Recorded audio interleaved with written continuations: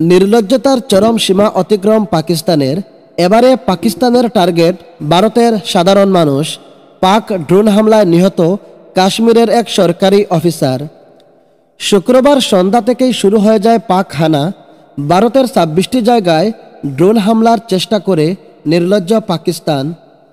জম্মুতে blackout করা হয়, এই খবর সামাজিক যোগাযোগ মাধ্যম টুইটারে খুদ জানিয়েছেন কাশ্মীরের মুখ্যমন্ত্রী ওমর আবদুল্লাহ।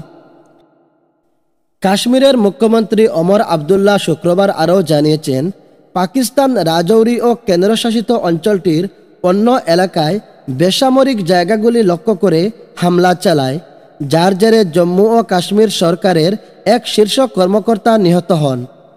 মুখ্যমন্ত্রী আরও বলেন, এই ঘটনায় তিনি মর্মাহত ও শোকাহত, তা ভাষায় প্রকাশ করা যাবে না। এমনকি মৃত্যুর কয়েক ঘন্টা আগে তিনি তার সঙ্গে অনলাইন বৈঠক করেছিলেন। সামাজিক যোগাযোগ মাধ্যম টুইটার হ্যান্ডেলে মুখ্যমন্ত্রী লেখেন, রাজৌরি থেকে ভয়াবহ খবর, জম্মু ও কাশ্মীর প্রশাসনিক পরিষেবার এক নিষ্ঠাবান অফিসারকে আমরা হারিয়েছি।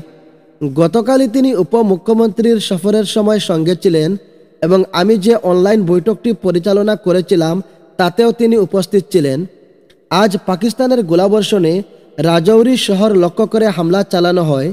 আমাদের অতিরিক্ত জেলা উন্নয়ন কমিশনার শ্রী রাজকুমার টেক্কার বাড়িতে আঘাত হানে, সেই হামলাতেই তার মৃত্যু হয়। প্রসঙ্গত, পাঞ্জাবের ফিরোজপুরে পাকিস্তানের চোলা ড্রোনের আঘাতে জখম একই পরিবারের ৩ জন, তাদের মধ্যে এক মহিলার অবস্থা গুরুতর।